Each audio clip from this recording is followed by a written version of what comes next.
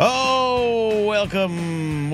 We have music, we have sound, we have everything we need to do a show, and that is why we are here for another edition of the Blathering Live. I'm Ken Napzok. This is a radio show in a modern age, or it's a modern age of a radio show. It's me, utility comedian, former movie news talker, Ken Napzok, hanging out with all of you. We got regulars checking in here today already. And I'm excited about that. 8984M, Vermont Mike. Producer Steve's here. Box office Jack, checking in. Rich T, fellow Miami Dolphin fan. Jared the Dark Jedi. Eddie Haskell. Say hi to Eddie Haskell. Doing a great job promoting the show today. Crafted Jedi can't catch the show live, but he'll see us on the replay. We are live on Twitch. We're live on Facebook if you're still on there. I check in to see which people in my life still have birthdays. And are celebrating them. That's about it. But I love hanging out with all of you. Here's what's on the show tonight. Pretty soon, real soon, we're going to have our buddy Mike Beatric returning to the show to talk about some of the news in the last couple days. Some stuff he posted on social media, Blue Sky in particular, got my attention, reached out. So let's do some talking today. And that's kind of the theme tonight. All through the show. Instant conspiracy, false truths, how that stuff kind of emerges very fast out of big news events. Yesterday, tragic air accident in D.C., at an airport I've flown in and out of many times. So this kind of stuff resonates with all of us, especially those that travel. Absolute tragedy. And a lot of reasons immediately emerged. Some reasons we know are solved via executive order today. It was Biden and DEI's fault. Didn't you hear? That's right. They put the paper in front of the orange Grampy and he signed the little thing and he said, yay, Biden did it. And I'm sure most of America will probably just take that as fact. So we're going to talk a little bit about that and more with Mike Beatric. We can take your calls on that there. I do believe a little bit later in the show, we're going to have 60 seconds of science. I think Addie's here. Yeah, I see Addie's here. 60 seconds of science. We got sports up top. We are not quite doing, at top of the hour, 6 o'clock, not quite doing the prop bets and the big game bets yet, but maybe we're getting ready for it. Also want to talk about one of the greatest kickers in NFL history, also being one of the biggest pieces of trash revealed today in full. Justin Tucker of Baltimore and all his problems that we will not let get swept under the rug here.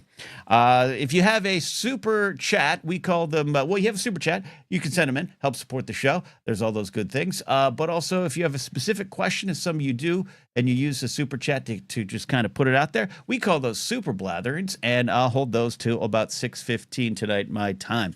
A little housekeeping before we get to Mike Beatric checking in, who I think has more time than we thought, but I want to get some clarification. I think he's going to like a bounce house birthday party or something. I'm not a dad. I don't understand how it works. Tweaked my Patreon page a little bit today, which meant I cleaned up some of the stuff, and I'm still working on it. It's a work in progress. But one of the things I'm happy to announce officially, finally, because it took me a while to get the file and put it in its final form, my second set at Flappers, my Hot Burbank Nights headlining set, Hot Burbank Nights 2. You can't see me putting the 2 up on the camera, but I am. It's available in full, coming to Patreon tomorrow night. I have a little note attached to it. It was a fun but weird night. It was a comforting night. It was a set I'm very proud of, but it was also a work in progress. I said some words for the first time ever on stage, and I want you to see it and maybe let me know what you think, because I'm going to share some of it on social media. But that is to all Patreon supporters coming tomorrow night. Addie says, I'm not allowed to watch it right. Yeah, you can watch it. No, I want you to watch it. Yeah, I go hard after some nerds. Yeah, but I'm a nerd too. That's what it's there. Osvetnik says, yep, DEI means they hired the gay guy for transportation secretary, and that's why the crash happened. Makes all sense. Yeah. And it's absolutely bonkers, which is why I want to bring in our next caller, our first caller of the night. But this is more of a segment. We'd like to hang out with our buddy Mike Beatric. Does he need theme music? Maybe. Mike Beatric is back on the show. Buddy, do you want theme music? What do we do? Do we hum Do I get something? to pick it, like the music when you're at bat music? Mm-hmm. I always wanted my at bat music to be centerfold. John Fogerty's centerfold or that's center field? Oh, I wanted Jay Giles centerfold. Jay Giles, Angel. Next time. Yeah, you can cue it up next time. Yeah, I'm confusing all the centerfold, And center by the field. way, Yeah, right. Good guess on the bounce house. That's usually the right guess. Okay. The indoor gyms.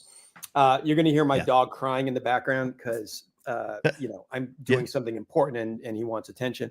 Oh yeah. But it Yeah. is not a bounce house tonight. Tonight I am going to my main weekly AA meeting. So Oh, okay. yeah, it's a Can I different suggest that you kind move of it to a fun bounce house. house? Is There that might be, okay? there's meetings everywhere. I'm sure there's one at a bounce house. And yeah. Yeah. And hey, before we get into it, Yeah. I just want to say, I really enjoyed Addie's dissertation on inert gases earlier in the Yes. week. Riveting. And I mean that. Yep. I was enthralled on the Facebook portal, by the way. And Oh, then thank you. last time I was here, which was Thanksgiving week, and we talked about survival mode on Thanksgiving. I hung out for a bit in the chat, and everybody was super cool, and Yeah. I really appreciated that, and picked up some new followers on Blue Sky. So it's I like this group, and I'm glad to be back here and want to do it We more often. Yeah, no, absolutely. I want you. I'm still trying to recruit Chip Dornell to come out of his hiding. And for those that don't know Mike yet, comedian, writer extraordinaire.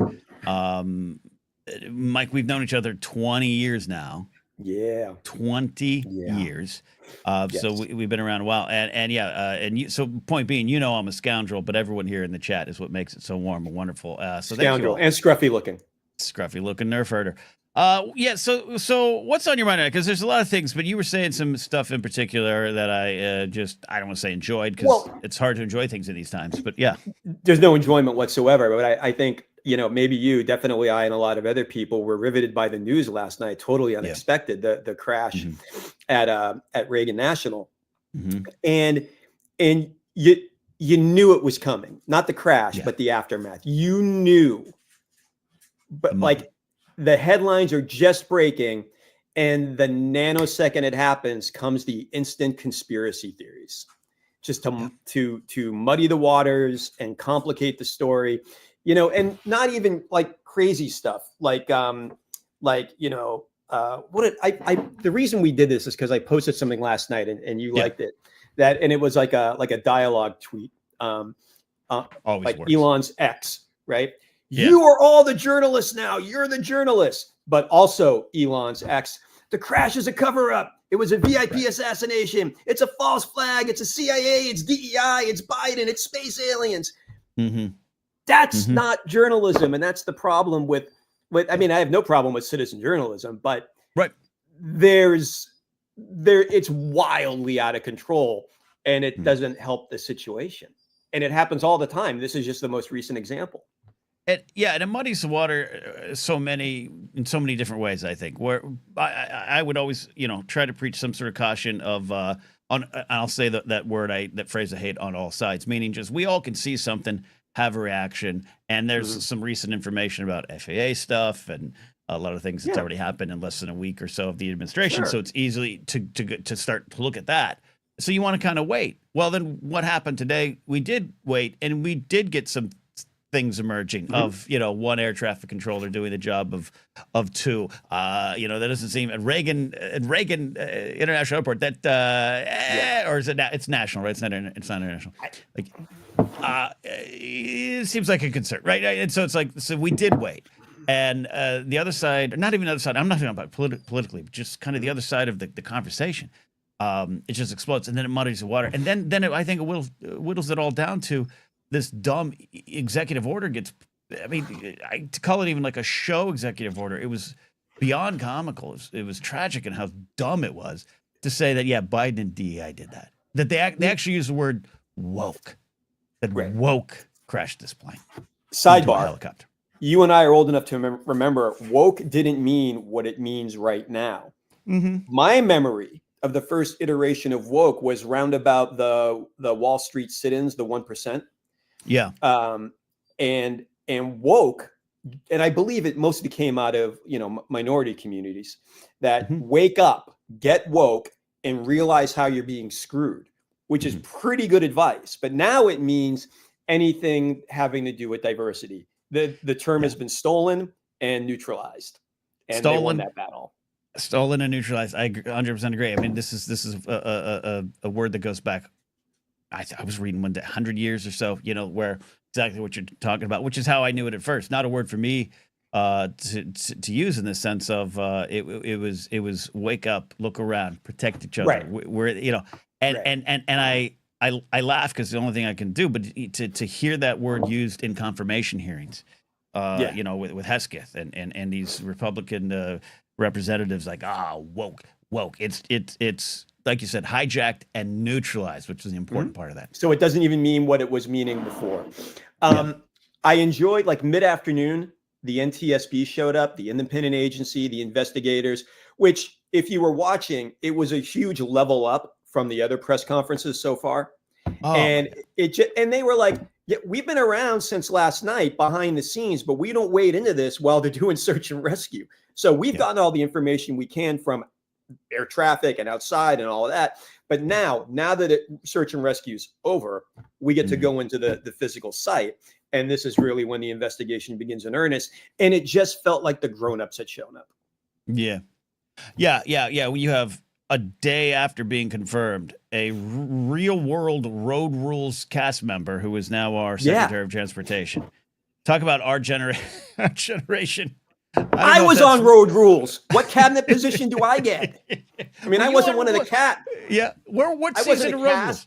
The season they did Semester at Sea, the floating university. Yeah. Randomly, I was a crew member, not like ship's crew member, but I was part of the student affairs outfit on the ship that semester.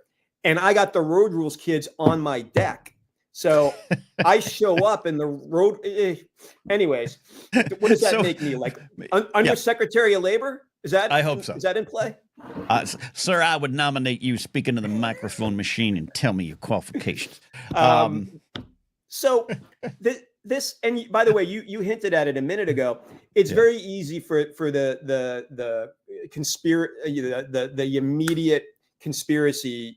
Everything's a conspiracy. Here it is. Yeah. Before, I mean, they're still pulling bodies out of the water. It's easy to say those people are tinfoil hats, or they're trolls, or they're bots. Fine, but it's not just them. It is otherwise functioning, rational people that I know in life, both in my echo chamber and in the other echo chamber. And we've seen it like with our side. Here's an example from like the first Trump administration, from the left's not understanding the process. He's impeached. Why is he still in office? Because 17 other things need to happen. That's not how it works.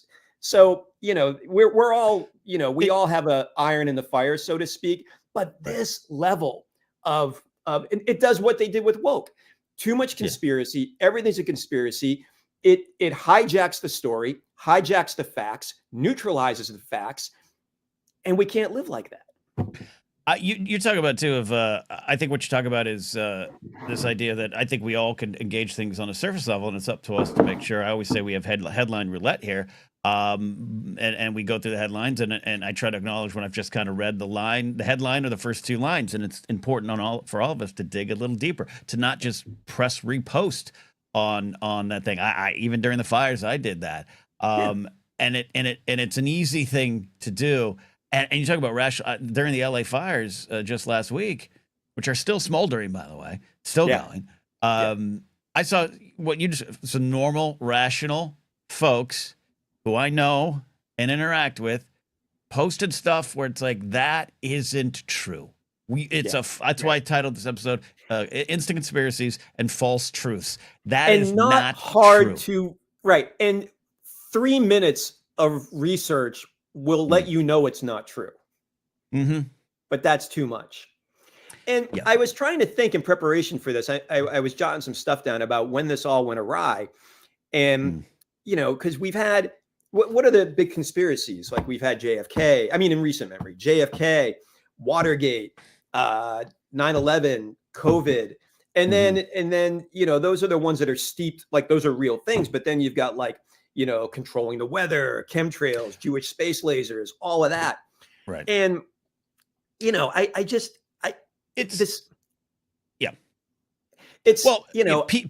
comes to mind. Pizzagate, absolutely. Where we are now. where that line, and we've talked about it here before, and we'll talk about it maybe in the rest of this episode with callers coming in, but like even the idea of like that fine line between a conspiracy and something that happened. There's all these things that you can just go on YouTube now, and I have because I researched for the job I recently lost. Type in 10 conspiracies that came true, and it's a fine line, and that word shouldn't apply to all the things. There's things, nefarious things done in the shadows by people in power, and then there's the absolute batshit things that have problematic beginnings that I think normal people should be aware for. I hope I have some time in the next couple weeks. I'm going to launch a little sub-series here that might be on our Saturday shows, where it's kind of a know your conspiracy. I'm going to do some 3-minute little videos on where they come from. The first one's probably going to be the Denver airport, because it comes from a Holocaust denier who wanted to spread those kind of racist thoughts and theories, and it's now normalized because it's fun. And some of it is fun. Lizards in an airport. Great, let's talk. But I want people to know where it comes from. True. I wish that was true. So and I do think it spirals out into talking to the news yesterday, exactly what you said, because now those nutbags are the ones running the things around this joint. Right. And now there's no stop. Right. It keeps going. When you executive order a conspiracy theory or just a flat out lie, it's we're so far beyond the pale. I was thinking about Watergate as a demarcation. There was a conspiracy. There are conspiracies. Nefarious things happen. Yeah. But it doesn't get exposed because you come up with it in your own head. It takes detailed, deliberate investigation and time. And if you are on the side of, shall we say, wrong and trying to get away with things, what you never want to happen again is Watergate, not the incident, the investigation. Right. And if you look what's happened over, 40 years now, 50? Oh God. Yeah. We don't necessarily have the horses to do a Watergate investigation anymore. It was, and you could, I'll go conspiracy theory. The big smoking, den at someone's mansion with the cigars. We're never going to let that investigation happen again. And now the power brokers own those newspapers, particularly the Washington Post. Yeah. No one waits for Bob Woodward's still writing books. No one waits for those. They get mad at him for holding on and writing books.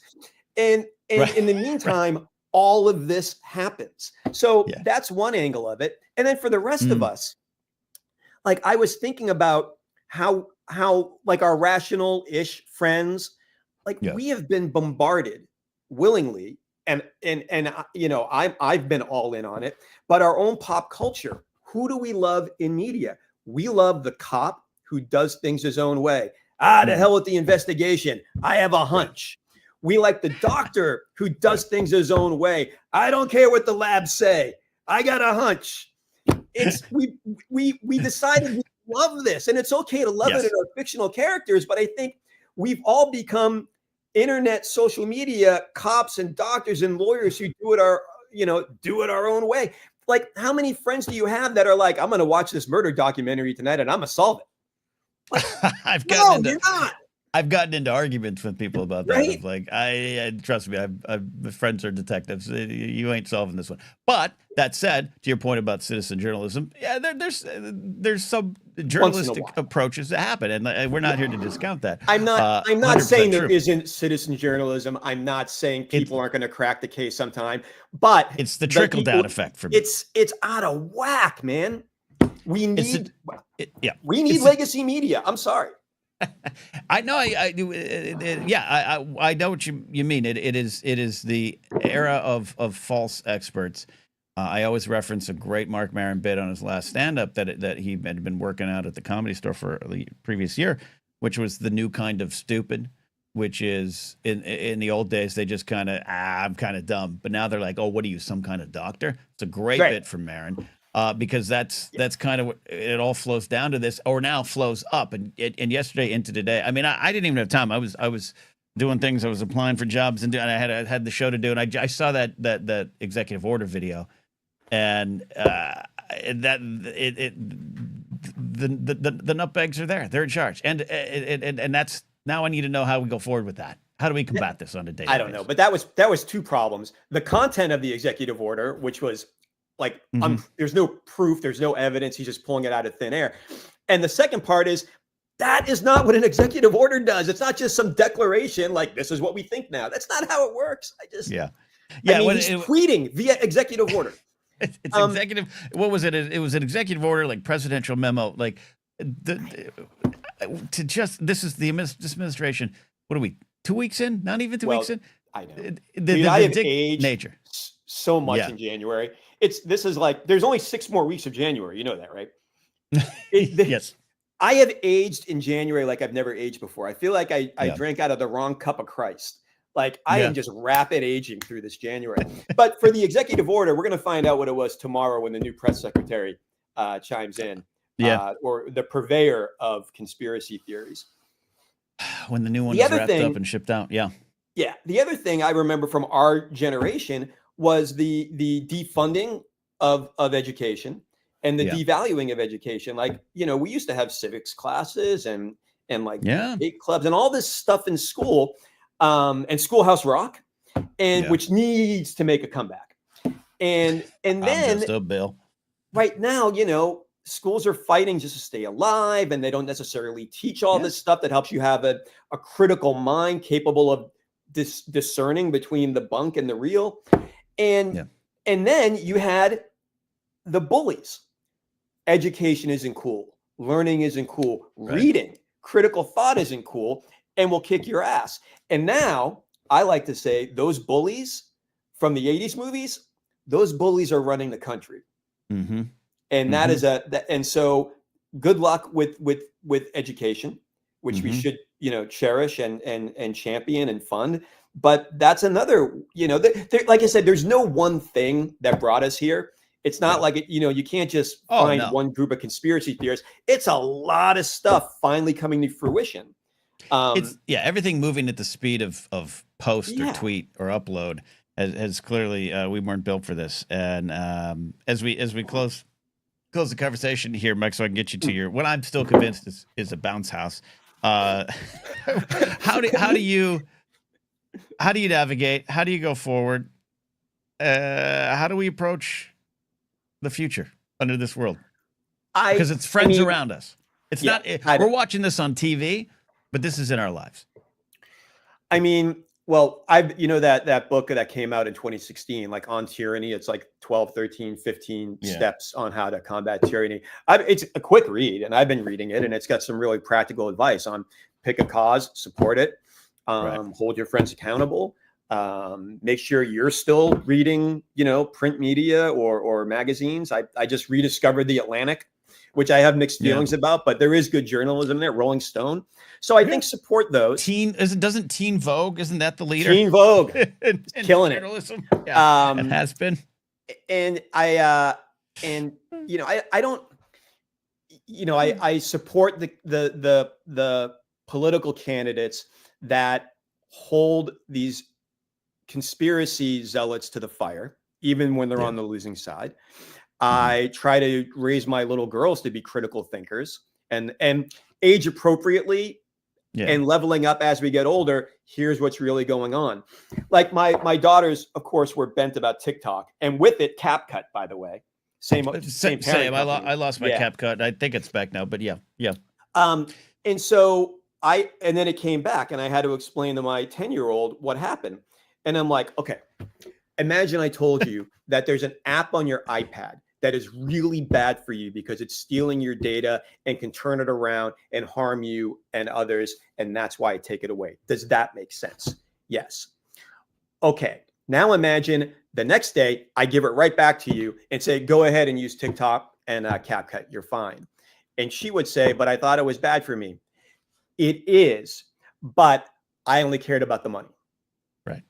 So that's just one example of how I'm turning my kids into radical members of society. Radical leftists. And another thing, Joe, I want to get this in before, if I have a minute. Do I have a minute? Yeah, you got a minute. So I'm not one to quote Ayn Rand. Generally, she gets a hard rap, mostly deserved. But I was remembering in The Fountainhead with Howard Rourke, the architect, a singular genius. And it's a lot of like self-sufficiency, individualism, whatever. But the villain in it, this guy, I think it's Ellsworth Toohey. It's been a minute since I've, read it. He gives, this is Ayn Rand. She basically exposes the thing decades ago. He's telling Howard Rourke, men like you will never succeed.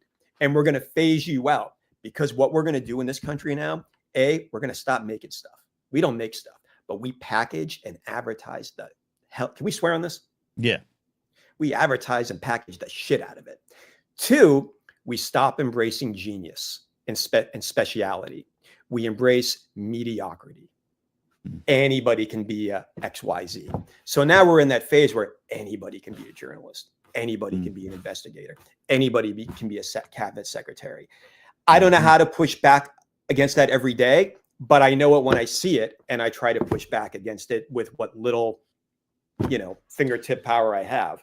But I think that's a big one.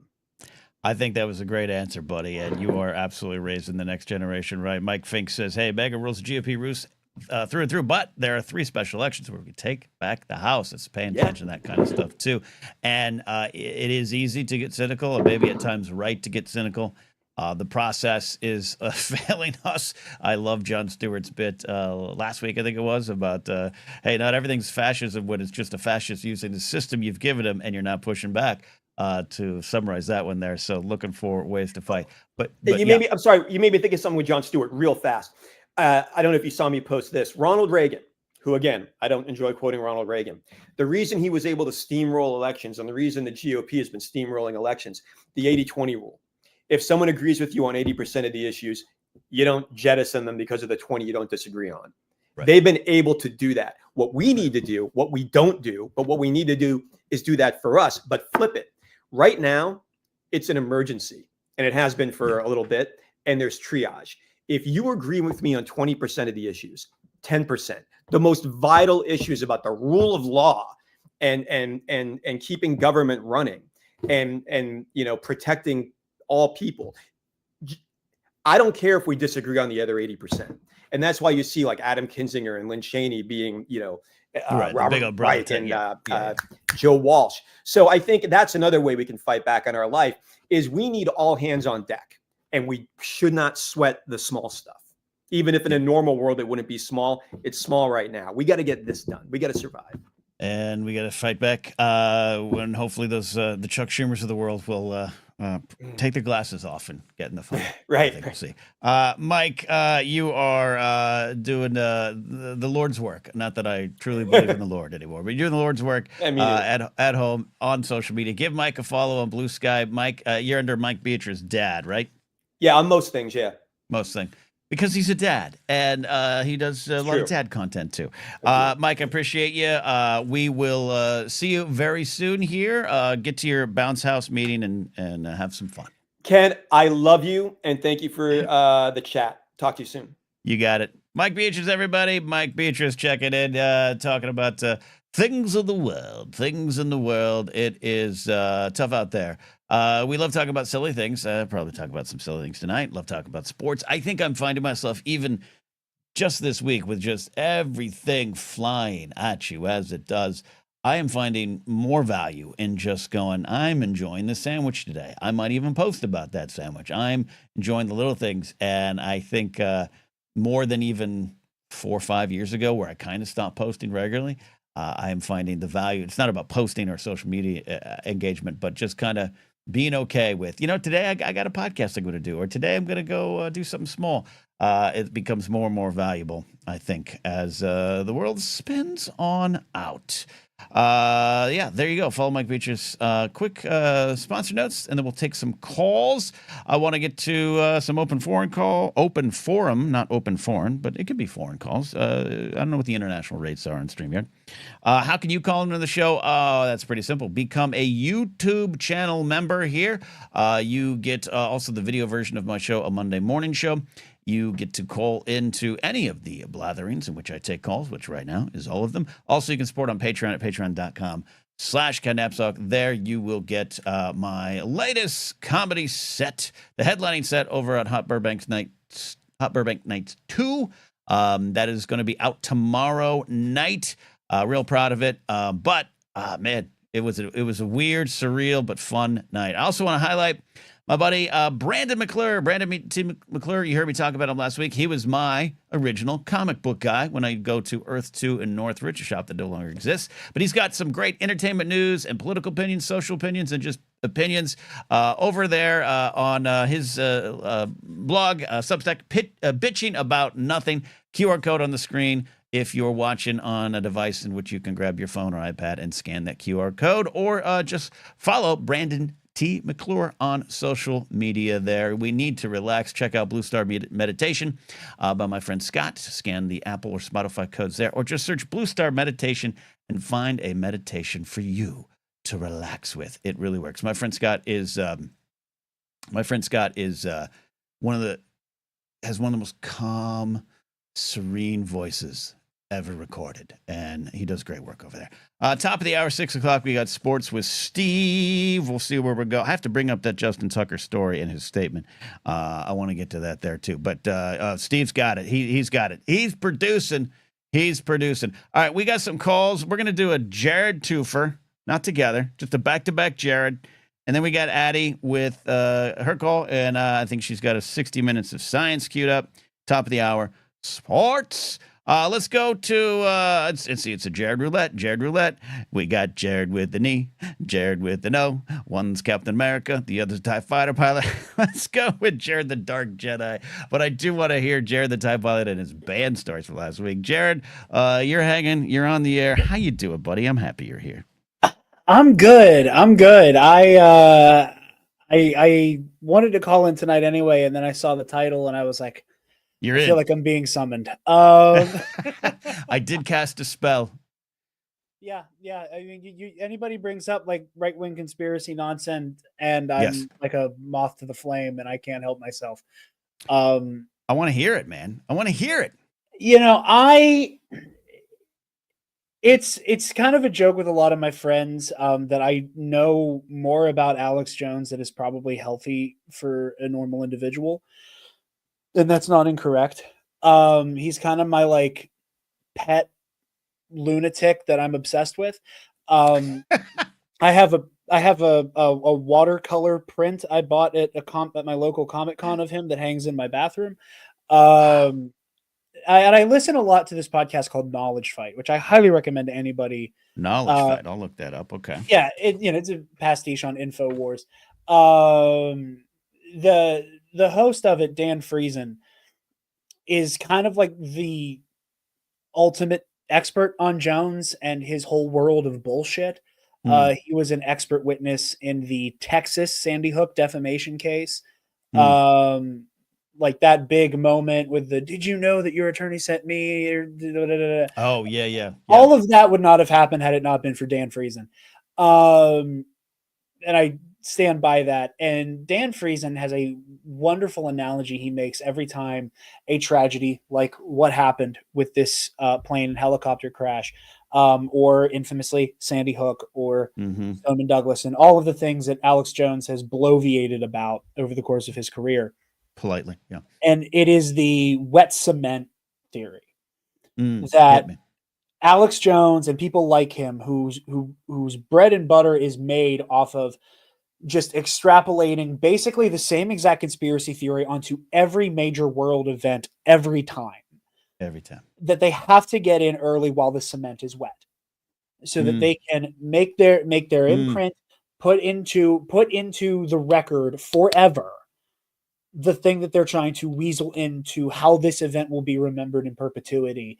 And if they get to it too slowly, then the opportunity is missed, and you got to kind of like drill in there to get that imprint made. But if you get in quick and early, especially now, the way that social media has basically fully bent the knee to these lunatics, Twitter especially, X the everything app, has bent the knee and specifically let Jones back on, and a bunch of his InfoWars, goons, that it is stronger than I think it has been in a very long time. Like it is as strong, if not stronger, than it was during Sandy Hook, which was over 12 years ago. Right? Yeah. 12, yeah. Or 12, yeah. Yeah, it was 12 this past December. Yeah. And the guys on Knowledge Fight, they did like a deep dive that was like, we are going to do, like, they were like jokingly referred to them as like research missions, where they were like, we are going to study this point in time in Alex's career. They went back to the Bush years whenever Alex got super into Trump. And a lot of it was about, okay, here are all these things that he's praising Trump for now that he's not pretending to, and I quote, be above the left-right paradigm. But let's go back to the Bush years. And everything was still the same things he said about Obama and Clinton and Biden, etc., where it is police state, martial laws around the corner, bioweapons, all the same shit all the time. They're coming to take your guns. They're coming to take your guns. And it is the same exact conspiracy every time. Not even having to, but before I ran my mouth, I was like, let me look at Alex Jones's Twitter. And it's the immediate, like, he's having some debunked, I'm assuming debunked because this is how it always works, former air traffic control expert to explain why there are anomalies, and put that in quotes because that's his favorite term to use. It was the excuse he made about being wrong about Sandy Hook, that there were many anomalies that were, quote, still never answered for. And that's how this always goes. And so this always goes is it's the same, well, this doesn't quite add up. So because this thing seems weird to me in the first 5 minutes after a tragedy, that means it has to be a setup. Like, and again, there are so many people who love to do this. Say you want about Alex Jones, but he's been right so many times. He hasn't. One of my favorite examples, when Knowledge Fight did a 2-parter about Jones's coverage of 9/11. They watched in real time how he does the kind of magic tricks, because he was on the air live on the Alex Jones show when the attack happened, and then he came back later that evening to basically do like an evening news type thing once the day had kind of ended and we could kind of take stock. At the beginning of the broadcast, in the morning, he's talking to I believe it was a family friend who lived in New York, who worked in like the stock exchange, but like took college courses in architecture. And he was like, I know a thing or two about this, but I can't really say with certainty, but this is how it looks to me. And then already we were getting started with Building 7 bullshit. Right. And he talks about this guy throughout the day. And then later during the evening broadcast, Jones refers to this same guy as 2 different people. And it's a very clever verbal sleight of hand where he is talking about his friend who works in finance who saw the towers fell. And then kind of takes a beat and then refers to an architectural expert who can see how this is probably a controlled detonation. And it's sleight of hand like that is what weasels its way into the public discourse in the way that Alex Jones has convinced a lot of people who are not card-carrying info warriors that he was predicting Epstein back in 2008. No, he wasn't. I've listened to too many thousands of hours of Knowledge Fight. I can tell you with some certainty, he didn't know shit about Epstein until everybody knew about Epstein. He just never let it go because, we finally found a billionaire pedophile. This is fascinating, but I'm glad that you're an expert on Alex Jones. I think the world needs more experts, and I'm going to check out Knowledge Fight. I think it's important to track. Again, this is why I have this obsession that's emerged in the last couple of years of debunking things. And the value of it. That doesn't mean I don't like to wonder or that I don't, there's things I can't explain, but that's it, right? So again, talk about the fires. The fire hydrants ran dry. That's a fact. But before anyone can get the full story or even hear from fire officials, who are like, we're drawing on our reserves were fine, but we're drawing on them at the same time for historic fires. People I know who, like you said, might not even be sure who Alex Jones is or who any of that stuff is, are just going, and we all do hey, I heard the guy. We all do it. Like I said, and your passions, your hackles can get up. I reposted something that ended up being not 100% true or accurate about the budget issue, and I pulled it back down because I had retweeted it out because it made sense. And again, it turns out it was a nuanced issue, this and that. And then it makes it impossible. What I think, and I don't know your thoughts too, there were some issues maybe in how things were run here. There are some violent things to go back. There's always after action reports needed and debriefings of what we have done better. And should the mayor of LA have been out of the country knowing winds were coming, but she also couldn't anticipate this. Let's be real about that. And now that you can't even have those conversations because what's happening is the stuff you're talking about. The wet cement. I love that. The wet cement has dried on, oh, did you know? And I think, and that just time and time again becomes a huge problem in trying to navigate this all. Absolutely. And I realize it's wet concrete. I should have said, I just realized I misquoted Dan Friesen, but yeah, no, that's absolutely the case. And it is deeply frustrating because at the same time that we are all trying to keep up with these, you also have like the proliferation of all the conspiracy nonsense. Right. At the same time that just like there are honest mistakes, and the hyper conspiracy minded right, which frankly is the GOP at this point. I don't know a single conservative in my life, and I hate to generalize, and I hate to paint with a broad brush because I am a creature of nuance. I hate that type of thinking, but I do not know a single registered Republican in my life who is not in some way conspiracy pilled, who is not buying into at least some level. It may not mean we may not have hit like Jewish Death Stars and lizard fuck people and shit, but at some you're bought in at some level. And I think that on that the scary thing about that is it has negated the ability to look at a situation that goes terribly awry, like the fires in California, and not just have the takeaway of, well, shit, you don't know what you don't know. You don't know what you don't know, and when you know better, you do better. Like that has been fully ripped away once you just accept this idea that everything is always a conspiracy. If everything is MK Ultra, the world is out to get you. You know, as I said that in the comments earlier, like MK Ultra happened. Like it's a thing. Like Sidney Gottlieb is one of the greatest villains of American history. And but he goes from being this guy who was helping, the feds do wild shit in the name of developing a truth serum before the Russians could. And the legitimate evils he committed have been completely tossed asunder because we culturally would rather him be like fucking Dr. Doom or Lex Luthor. Like we want him to be cartoonishly evil, even when the evil that's real is pretty cartoonish already. Like it's that weird like quadruple speak. That like everything is a conspiracy, but also is a false flag, and also all these things. Yeah. And it's very muddy and hard to keep up with, and it just we got 60 seconds of science coming up. We got sports at the top of the hour. I love moving the show along, but I love also stopping when things come up. Jared, when you're talking about I'm with you. I don't like generalizations. I just don't think that helps. There's a lot of truth in some of that stuff, but what you're saying about, hey, in general, a Republican minded person, they're buying in on even things like, how many times have you heard of, well, what about the guns in Chicago? Oh, what about the fentanyl? Oh, what about the border? Where there's things that are, there's real things, there's questions, there's things to talk about, but they go to that. They go to the ultimate example of it that is usually incorrect and far from the truth. Yeah.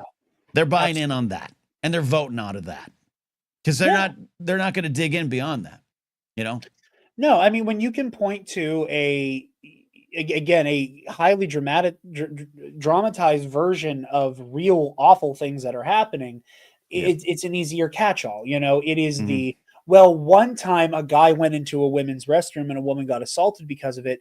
Therefore, trans women are a threat to cis women.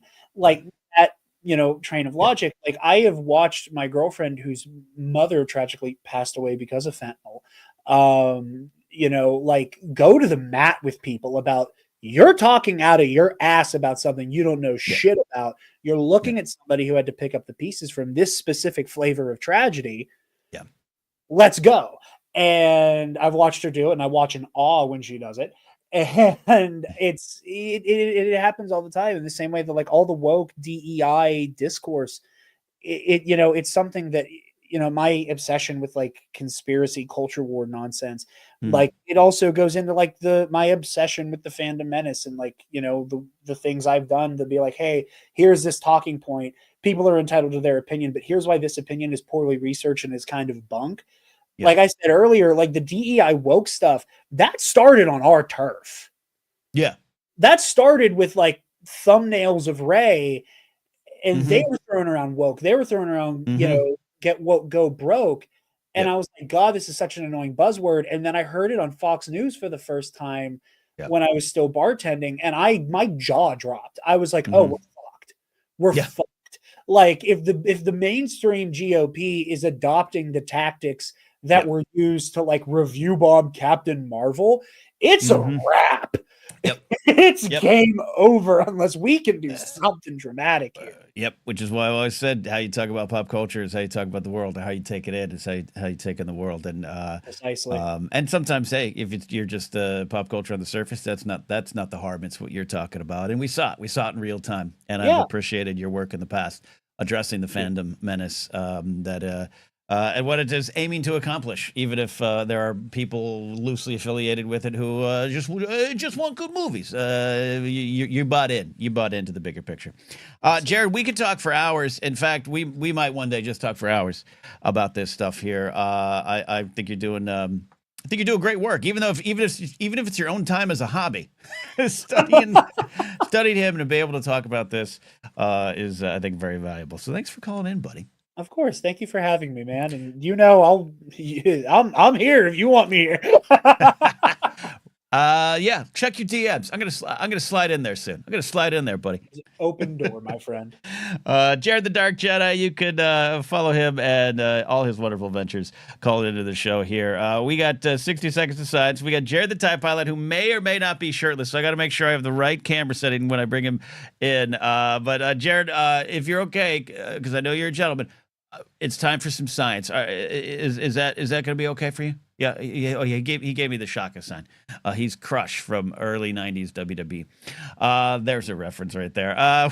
We have got catching up with chat. Thank you all for being here tonight. Like I said, if you have a super blather, which is what we call super chats with specific questions outside of anything we're talking about, I'll take those at the end of the show. We got sports coming up. We got a lot going on in there. 2 weeks out from the big game. But we are gonna. David McKay says you're putting Addie in a Jared sandwich. Well, we got Jared O, Jared E. I gotta split. When you're in radio, you can't play solo Beatles and Beatles back to back unless it's a specific show. You got to spread it out. So you got to play some Carly Simon or something. So Addie is our Carly Simon. She's also professor of smart things, is what we call her here. Addie, how are you doing? And that's a weighted question, but how's it going? Well, with that intro, the pressure's on.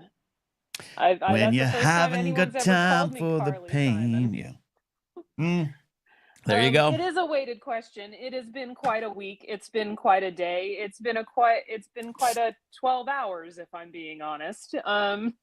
It's so many different directions. Yeah. So many different directions. It's and that's why I think I saw someone, an older friend of mine, I've known for a few years on Facebook. So I was just doing that Facebook check-in, and I'm just like, all right, anyone having a birthday? Anyone die? Like, what's going on? But it's an old friend who just posted from someone else, but just the idea of it's okay right now to focus on 2 or 3 of the big issues in the world that you want to focus on. Now, you're not leaving the other things behind. It's overwhelming by intention, by intentionality right now. There's this shock and awe thing going on from this administration that also it syncs up with what's going on with the rest of the world or in our own lives. So we're all experiencing this. I've been talking to a lot of friends this week who were all just kind of dumbfounded by everything. So Addie, you're doing good, all things considered. That's good to hear. Yeah. Today has been a roller coaster. Today in particular has been a roller coaster for reasons both in the news and just in my life. So, Well, you're here, and you're going to present 60 seconds of science. I don't time this. I just trust you. So I've been practicing. Oh, good. Do you want me to time you? No, but I was timing me to make sure I was talking fast enough. You are. Addie, our professor of smart things, is here with 60 seconds of science. What we got, Addie? Okay, so just to refresh, I'm going to spend about 60 seconds bringing you science headlines with a little context, and then you can pick what, if any, we talk about further. You can also pick none, and the call will be over. One day I'm going to choose the nuclear option there, but today is not that day. All right. Okay, are we 60. ready? Yeah. 60-ish seconds on the clock. A study in the journal Nature reported this week that species are losing genetic diversity. This could affect species resiliency when it comes to the need to adapt in a further changing climate. A railroad in South Carolina that is long thought to be haunted by a woman searching for her decapitated husband's head turns out to be the victim of a more natural phenomenon, earthquake lights. A fault, which previously caused an earthquake in 1886, runs below the tracks, and earthquake lights are frequently seen along shallow, active fault lines. Scientists remain concerned about the bird flu, though many of the 68 infections in humans have been mild, data suggesting that variants could cause severe disease and death.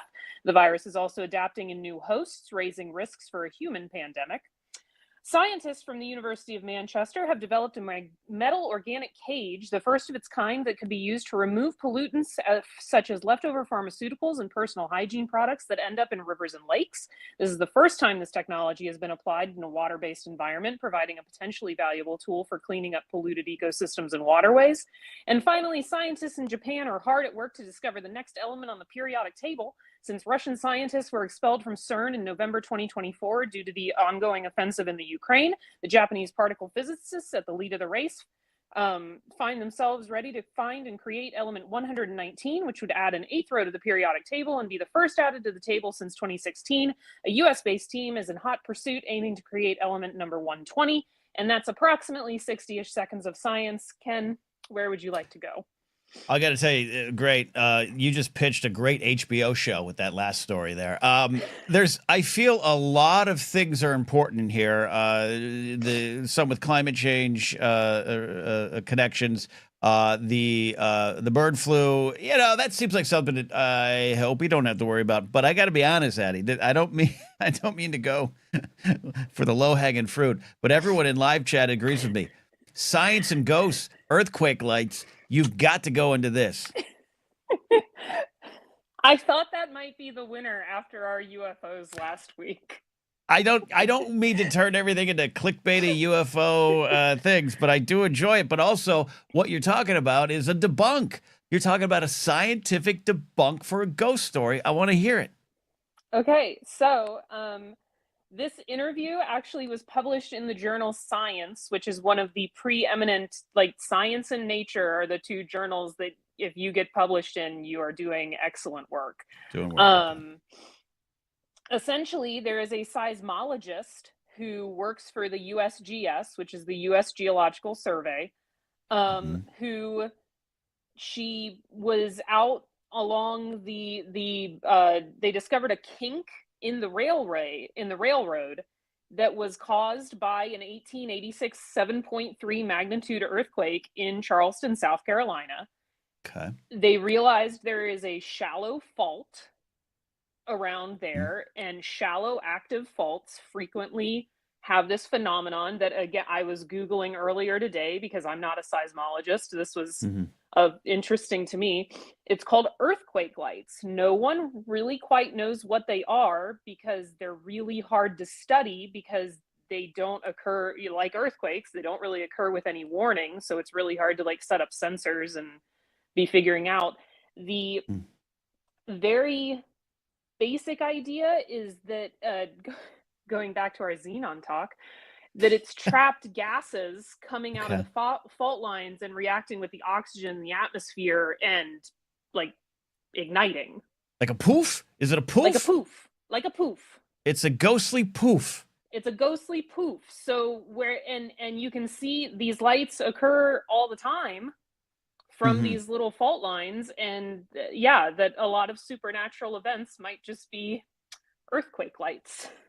That just might be, let's just say it, earth farts. Like that's what's going on here. Yeah. I'll bring in the bar talk for it. I absolutely love this. So what this is creating, and I am the dumb guy here.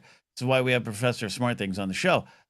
So these poofs, they're visible. They're seen. So people who might be reporting a ghost down at the train tracks aren't lying.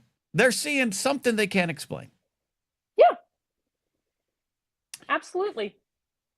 It's Jared the TIE pilot. It's not the ghost of a woman searching for her decapitated husband's head. Right. See, and Jared the TIE pilot is thinking of me. It's the classic swamp gas answer, which has, I know it's maybe not always the answer. It's not always the answer we want. And I'm not saying that this is every ghost reporting. I said last week, I want to start telling ghost stories here. If you out there listening, you out there watching, have a ghost story, get in here, get into chat, get into a call. I want to hear them. I think there's definitely things we can't explain, and there's definitely things that defy explanation. But sometimes they're earth farts. And Addie, do you think how did this come about? How did suddenly one day someone was like, that ghost story they all tell about old Mildred and the kid? Let's go look at it. How did this come about? So apparently, again, this was an interview with the seismologist in question. She said she was working in Charleston and she would go to bookstores and libraries looking at local publications. Right. And there were newspaper articles about the Somerville Light, which is what they called it. There was also a book called Haunted Somerville. I'm going to write that down. Last October, apparently the USGS newsletter ran a little feature on spooky science, which got her thinking again about ghost stories. And all the pieces just sort of started falling into place with her of what this particular ghost story could actually be. I just admire you smart people. I really look up to you smart people. I just wake up in the morning and I want to play Fortnite and feed my dog and maybe get a cheeseburger. You all out there think, how can I look at things differently? How can I look at a ghost story that has a history to it and figure it out? And then they do. That's amazing. I'm gonna check that out. So Somerville Lights. I'm gonna look up that whole story. And I want to see this applied to other stories. Not to discount other ghost stories, Addie, but just to say, is it a ghost or is it an earth fart? That's the question today. And to Rich T's point, I don't know a lot about earthquake lights. He's asking if earthquake lights are followed by an earthquake. I think the idea is that the release of whatever causes the light, again, proposed to be gas, is the earthquake, but the earthquake itself is so small because it's a shallow active fault line. You don't necessarily register the tremors, or people she does talk about at one point in this interview, people would talk about like being near the train tracks and their cars shaking. She's like, that's an earthquake. Like you just were in your car and a small earthquake occurred. Right. It wasn't a haunting, it was an earthquake. Look, a lot of earthquakes in LA here. Never once have I thought they were haunting. And side note, my former girlfriend, geologist and paleontologist, I always say this, like, don't ever let anyone tell you that a little earthquake is releasing pressure and it's okay. It actually most of the time means it's building pressure, and the big one could still be on the way. Addie, that is amazing. I absolutely love that. 60 Seconds of Science. Thank you so much. I'm going to try to clip this one out because earth farts, that's a headline worthy of clicks. I was making the notes tonight and I was like, I think I know which one wins. Like I was combing through headlines today, I was like, if I don't include this one, they'll never know, but I'll know. Great stuff. Thank you, Addie. That's amazing. Addie, everybody. Anytime. Love that there. All right, let's quickly go. Jared the TIE Pilot. Jared the TIE Pilot is here. How you doing, Jared? How did band practice go? Band was great. That was amazing, Addie. A big win from Addie on that one. Big win. Ghosts and if you want earth farts. If you want fun ghost stories, I do. The amount of New England paranormal shit that I could tell you about, from the Bridgewater Triangle to Lizzie Borden's house to the Route 44 redheaded demon. Oh, we've got it all. What's the okay?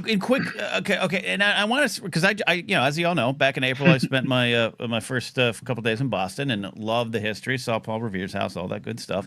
Absolutely love it. So I'm never here to discount it.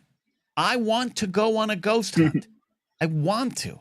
Oh, we've got so many. My witchy fiance wants me to go on a ghost hunt. We want to find the ghost. I'm all for it. So what is this one you were talking about? The Route 44 killer? What was this?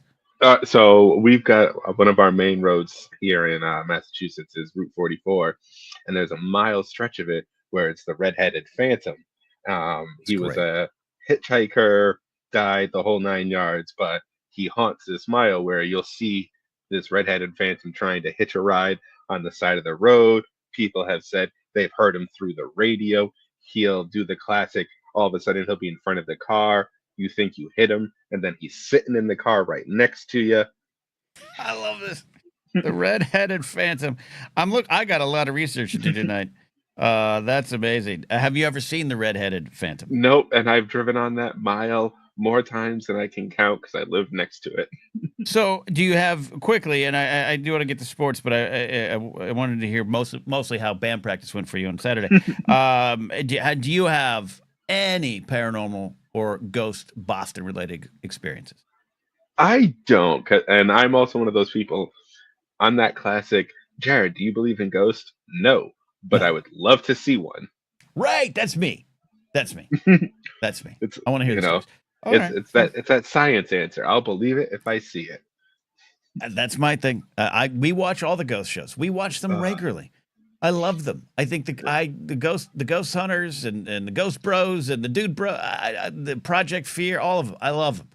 Grace Sam would and just Sam and Colby. We watch. I call right. them Dip and Dupe. We watch Sam and Colby. I had no problem with it all. It's Oh, yeah, fascinating to me. Grace would come to Salem, Mass, and probably never bloody leave. If Grace and I go to Salem, they might trap us. Like there might be spirits of Protestants in the past who would never let us leave. Okay. But I've got my one sports question for you though. Hit me. Quick sports question. So, out of your two main sports that you watch of the baseball and football, which player never won a championship but deserved it? Not necessarily because of a skill level, but something he meant something to that city, that team. What player deserved that World Series Super Bowl but was never got there? I mean, look, the easiest answer. Two of my all-time favorites are in this category. It is Dan Marino. It is Don Mattingly. And it's hard for me to see past that.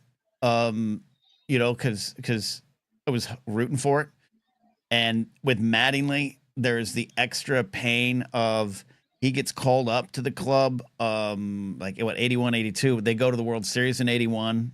He's not on it. They lose to the Dodgers. Back forces him to retire and kind of leave the game. He left the game, and there were some rumors. I think he was going to maybe try Kansas City. The Royals but the Yankees were like, it's over. He could barely hit anymore. His back's so bad. He leaves in 95. They trade for Tino. We win the World Series in 96. So happy with that memory. But when Charlie Hayes grabbed that pop fly off the bat of Mark Lemke and the Yankees win, I was crying tears of joy. And then for a second, I was like, oh, Donnie was, if he could have just pinch hit, just been on the bench, just been a DH once a week. Oh, God. And that hurt me. And so there's a lot of other wonderful answers in these two sports because most people don't win championships. Marino got there early, didn't get back. Not his fault. Defense mishandled a lot. I'll blame Jimmy Johnson for some of it, and Shula for a little bit of it too. But I didn't realize broke my heart. They're saying it in the chat. I didn't realize Ichiro never got a series. Yeah, Ichiro, the Jim Kelly, the Bills thing. Watch that ESPN 30 for 30 on the Buffalo Bills is heartbreaking, and I hated them. Miami Dolphin fan, hated them. But it was heartbreaking. Wide right. Oh my God, almost there. Yeah, I think that's my answer. I'm sticking with Donnie Baseball. There's other great answers, but that one, it was, and by the time the team fell in 1990 happens, and there's that great Hulu doc that's on the 3-part series on the 1990 season, how crazy and bad it was. It just was heart-wrenching to watch that player who gave his all and his heart to that city and team not win. All right, Ken. Enjoy your football picks. All right. I hope the refs are able to three-peat. The refs always win. Jared the Time Pilot, everybody. Check out his band, Concepts of a Plan. They are hopefully coming to a town near you soon. I want them to become so successful that I just am on stage like the Mighty Mighty Bosstones used to have the Bosstone dancer. I just want to be on stage with them, just in the corner nodding. Like, I'll be the punk nodder. That's what I want. All right. We are going to do some sports. It's a little after the top of the hour, but I love when we have a packed show. It's always fun. Producer Steve is here. How you doing, buddy? We've got a lot to get to. We've got a lot to get to. Thank you so much for having me, as always. Absolutely. For those just joining us, if you check on in, this is the Blathering Live, me, Cat Napzok. Every Thursday, Steve joins us on camera for a little sports segment. It's been picks up till now, but we don't have picks to make. We're going to get to some of that. We're going to get to the prop bets, maybe not tonight, maybe next week. I'm trying to get some special guests for that. Can't promise anything, but I'm trying. Special guests would be very cool. Yeah, I figured we'd do today would be kind of like a preview of the big game.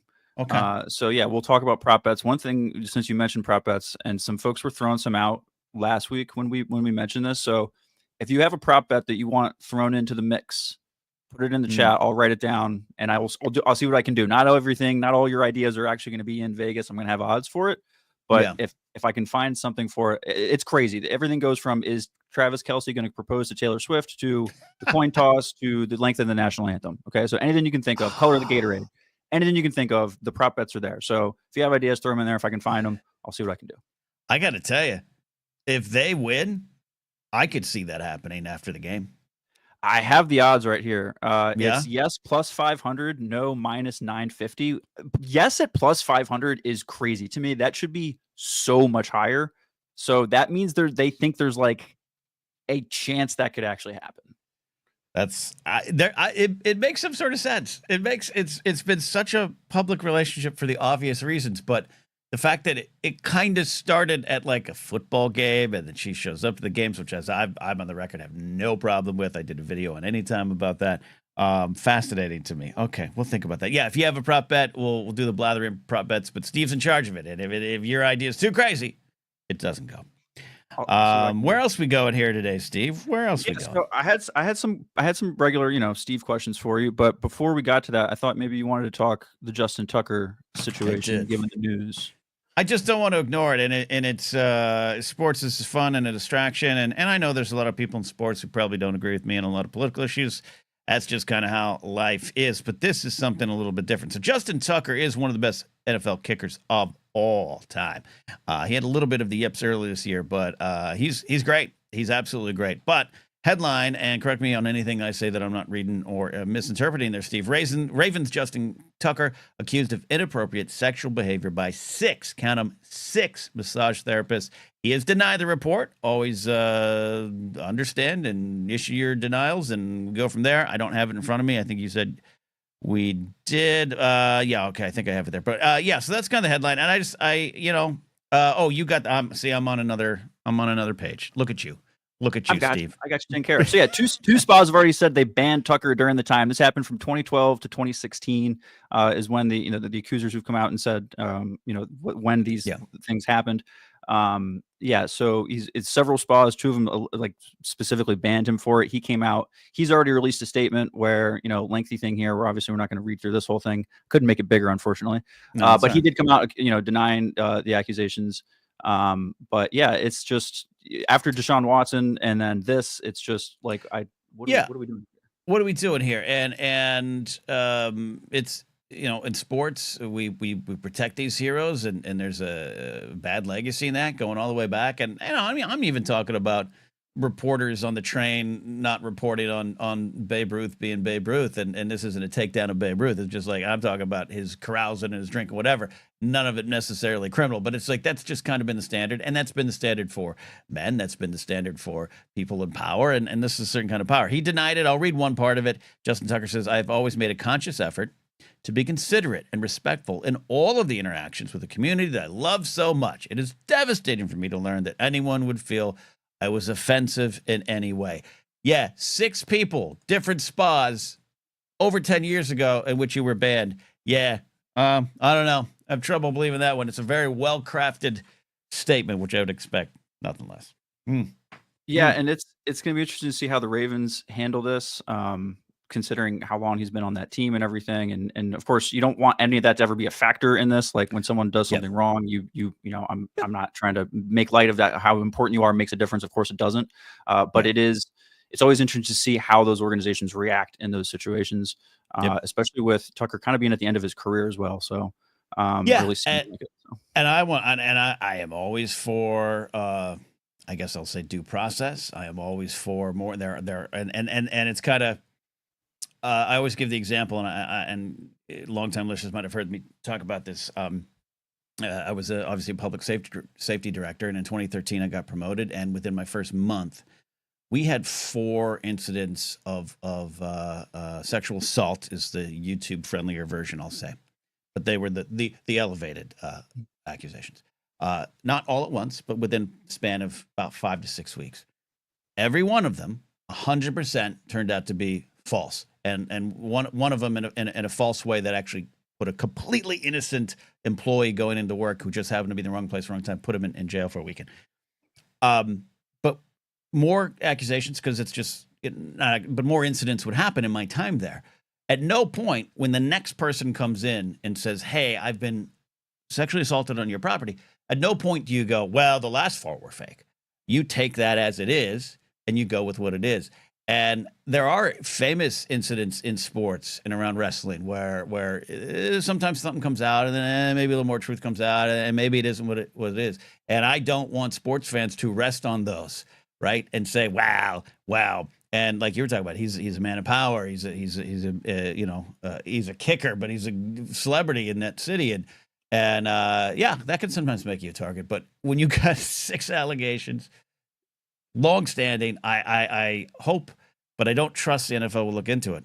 I know very indirectly, but directly, I'll say, of someone in my friend group who dealt with the NFL and accusations and how little they care to take down their biggest players. So, Steve, is something I want to watch and monitor, and I appreciate you going down the path with me. Absolutely. No. And it's all, just for the record too, the story I shared was directly from the Baltimore Banner. That's the story that's the publication that put this out originally, that did the reporting.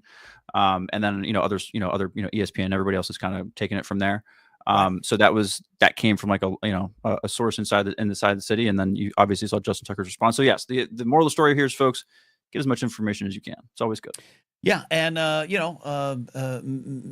men and their history and their positions of power and how they use it. Even if it's just a misunderstanding, it's something to analyze and change and move in a different direction as we all go forward. Well, all right, dirty stuff out of the way, meaning like, hey, it's the real gritty stuff, but I don't want to not talk about it when it comes to sports. Just wait till I one day dig into the Mariano Rivera thing, a player I actually have a statue of in my living room, who's currently, as we mentioned on the show, being sued by he and his wife and their church being sued by hiding and downplaying sexual abuse accusations. So, hey, he was one of my favorites. I'm willing to look into it there, too. All right, Steve, what else is on the mind? We've got a lot to get to here still. Yeah, just a few sports things to round things out. We'll kind of bring up the mood here. We talked earlier a little about, or you mentioned earlier a little about talking about like what your walkout song is. So I just want to know, I don't know if you've ever mentioned this before, but what is your walkout song? If I'm gonna, if you're taking the baseball. Bet. Yeah, but if you're baseball, bottom of the ninth, you need to go hit a clutch hit. What's your walkout song? That's so funny. I've never really had that answer. I know people, a lot of Bob O'Reilly by the Who comes in. I think Paul O'Neill had that. It might be. This sounds weird, but take me a couple beats or courses into McCartney's "Live and Let Die," the Bond theme. When it just kicks in, down. I think I'd go there. Though I think I just actually hummed Jet, maybe, I don't know. So maybe Jet's my walkout song. But "Live and Let Die." I wanted that to be my wrestling theme song when I was in 8th grade. Why? Don't ask me why, Steve. I love wrestling and I love the Beatles and I love the Beatles solo career. And I thought, "Live and Let Die" be a great. That's what I'm thinking in my head. So I'd go with that. Now, in wrestling, I did have a walkout song called "The Majestic March of Tex Tunney," which was the original composed by my friend Brian. "Live and Let Die" is a good one. I like that a lot. That's really good. David says I should come out to the reggae break. Yeah, the reggae break right in the middle. Absolutely. That's great. What would you want to take in that bet with? Oh, I actually only started thinking about this once you started talking because I was like, oh shoot, Ken's gonna ask me this right back, isn't he? So Yes, I was being a bad producer. I'm gonna be really cliche and just say Seven Nation Army. Okay. I think that's like it gets you it gets the right energy. It kind of makes you feel like, okay, I can do this. Yeah. I can do this. I can do this. No, hey, absolutely. There's a good chance if I was, another answer. You know what? I got my answer. If I was called to pinch hit for the Yankees at any point during the 2025 season, there's a chance I'd come out to Bad Romance. There's a chance I'd have Gaga take me out. Okay. I think that'd be. Is she started? I think it would work. Okay. I love that. Love that question there. We've got a couple more things here as well. You got something about NFL coaches and the poaching going on.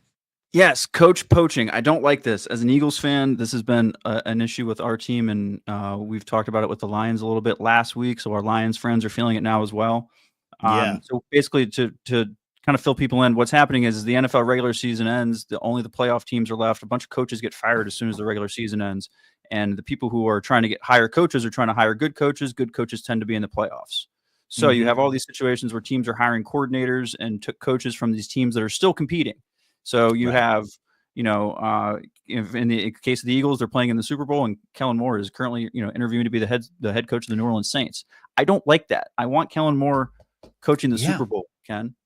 Yeah, you're an Eagles fan. You're invested in this. I really agree. Yeah, and maybe it's always been like this, but it just seems like now it's really more prevalent that and I like coaches glowing up and getting the job they want, right? I have no problem with advancement. And I loved our defensive coordinator this year in Miami, Anthony Weaver, already in contention for some jobs. I don't know. I hope we don't lose him, but I want him to get the job he wants. But I'm used to Shula for years, and maybe he should have changed. But for years, it's like Tom Olivadotti was his defensive coordinator. Like, he didn't change. Yeah, and change can be good. And I know we're in a different era, but it just seems, and this isn't about a loyalty thing. I want they all should interview. They all should get there. When's Eric Bieniemy going to be NFL head coach? That's got to happen. But there's something, I'm with you. There's something where I'm just like, is it just, is everyone just taking these jobs 1 year, one and done to step up? And does that make the NFL all the same too, where now everyone's just running the same schemes? I don't know. I'm with you. I don't know a rule will fix it, but it doesn't seem right. Can we just wait till Valentine's Day? Wait till Valentine's That's all I'm asking for. It's one more week. Come on. The Saints can send Kellen Moore a postcard with a little chocolate. Come on down to New Orleans. We'll talk. So in that vein, last question. Sorry, do you got something else? Well, no. Like what happens if he gets hired before the Super Bowl? It doesn't seem right. This is why Eagles fans are so mad. Jonathan Gannon, our defensive coordinator, when the Eagles played the Chiefs 2 years ago, was hired by the Cardinals right after the Super Bowl and ended, even though the open secret was he had basically accepted the job the week before while they're still preparing and everything. And so that frustrates me. So yeah, it's frustrating. And not they have tampering rules for free agency and things like that. Just extend it to the coaches. That's all I'm asking for. Yes, I agree with that. All right. Final thought. So speaking of rules, people are making rules everywhere in sports. Basketball is thinking about doing a 10-minute rule, 10-minute quarters to speed up the game a little bit. So if you could make any one rule in any one sport, what would you do? I actually don't mind a lot of some of the baseball ones the last couple of years did help the game in terms of speeding it up and maybe get ratings and numbers up. Baseball was suffering. Baseball has not been America's sport for a long time, and it's a pastoral sport from another era that I love, but it's hard to sell. So pitch clock and stuff like that, I actually might have fought it initially, but I like it. So I don't know if there's anything in baseball I want to change. I think I might add, and I actually liked when the NFL changed the overtime rules, because I always, it's frustrating. You're winning or losing on a coin flip. Maybe I'd have a little fun with missed field goals, or something like if you, I don't know, you know what I'm trying to think, where if you miss a kick, the other team does. I know you get it right there, but Maybe they get a free kick or so, I don't know, something to get a little extra point and to because the kickers are so damn good now. So if you're going to risk it from 60, and you miss, I want there to be some sort of effect. I like that. Yeah. Or if you hit a 65 yarder, is that worth 2 points? Oh yeah. Okay. Plus, I like this. Plus 60, a 2-point kick. Sure. Or wait, no. Cause, shouldn't it be 4? Do you want to go up or down? No. 4 is too many. 4. No. Oh yeah, you're right. Duh. I'm thinking like extra points. Right. So yeah, 4. Duh. Yeah, so it'd be 4. Yes. You and I, our minds went to the same incorrect spot. Yep. 4 points. Yeah. I think 60 or more. 4-point kick. Yeah. Okay. I think 60, you got to go a little higher than 60 because 60's been normalized, which is crazy to say, but it has kind of been normalized. So maybe like 63 and up, you get 4 points. Okay. I can go with this. That would set like 25 team records hitting. We created that game at our house, my old roommates and I, Ruckus, 20 years ago. And we had that, there was one thing. If you took a shot at the hanging lemon, these are words I'm saying that are real, and you hit that, your dart hit that hanging lemon, automatic win in the game. Automatic win. But you had a chance to lose. So I agree with this. Love it. Thank you so much, Ken. I will take a look at the prop bets and talk to you next time. Yeah, there you go. Steve, checking in with sports. If you have a prop bet for Steve that you want to consider for the show next week, get in there. If you're in the Discord, which you can get through Patreon, post it in the Blathering section there. Or you can, post it here on this show, and Steve can come back and do the chat replay. Few more minutes left in the show. We'll be here for a little bit. I got Brady on the line. We got a question. Hey, we're going to take super blatherings here shortly. It's past the super blather time. So Malcolm always comes in with a generous super chat and a great question. Eddie Haskell's got a question as well. We will get to a call here, open forum calls, anything you want to talk about. This is a Blathering. I'm Ken Napzok. We do this 3 times a week. It is a call-in radio show from the past, in the present. I love hanging out with all of you. You guys make the community so wonderful and great. Updated information on my Patreon page coming. That's right. I have got Hot Burbank Nights 2, my headlining set at Flappers. I'm sharing it exclusively with all of you. Might clip out some things and put it publicly, but I said some words for the first time in this set on stage. So I love the set, very proud of the set, but get in there, watch it. I'm not asking for focus grouping.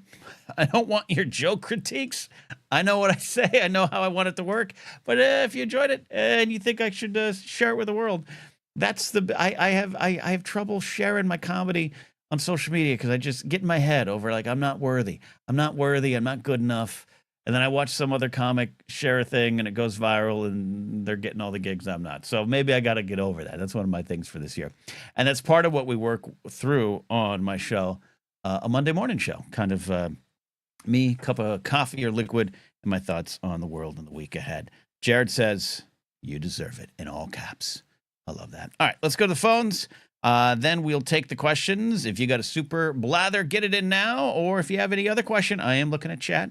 So we will pull questions as we go. Eddie Haskell says, super blathering. So love it. Thank you. Brian Jackson, Mr. McClunky says, you're worthy, and I believe it. But on the phone now is our friend 8984M, a.k.a. Brady, a.k.a. Kyrie, a.k.a.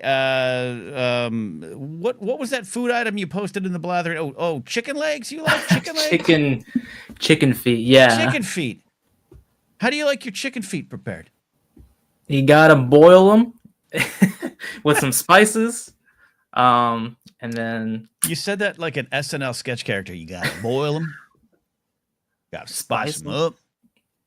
Brady, what's on your mind tonight? What you want to talk about? Welcome to the show.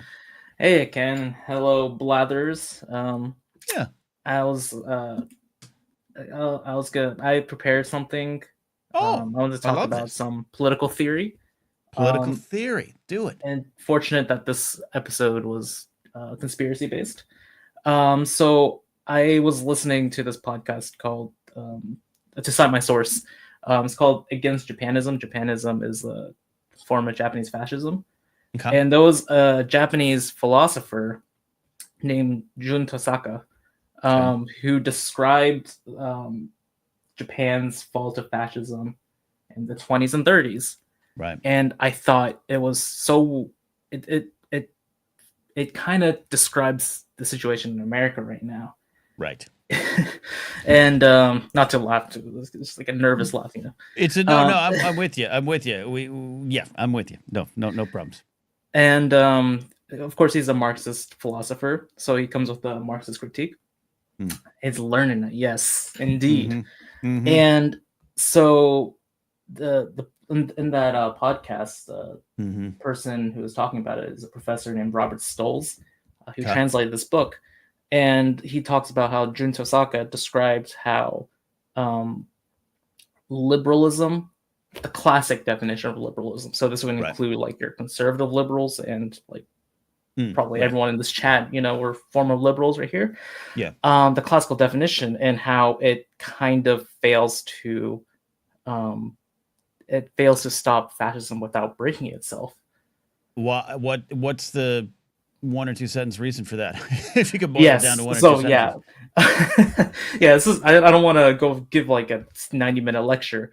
Yeah. But so it was definitely a product of its time. That's kind of where, but that's kind of the situation we're in right now, which is like the breaking down of like the 3 main forms of liberalism: economic liberalism, political liberalism, and cultural liberalism. Economic is, you know, your free market, right? The idea of free markets. At the time, Japan became overrun what they call zaibatsus, which is the monopolistic kind of things. Right. And sound familiar? Yep.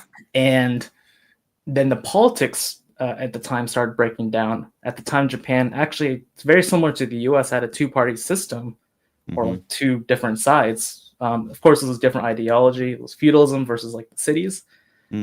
But because of like the monopolization, that sort of broke down as well. And so what was left was the cultural liberalism. And this man, and Jun Tosaka said that just with the cultural liberalism, which is your, which is like what you do, and like it's like literature, right? Right. It by itself isn't able to stop fascism because it's fighting it on the same level, right? And the idea of like liberalism is like the main tenet is agree to disagree, right? Right.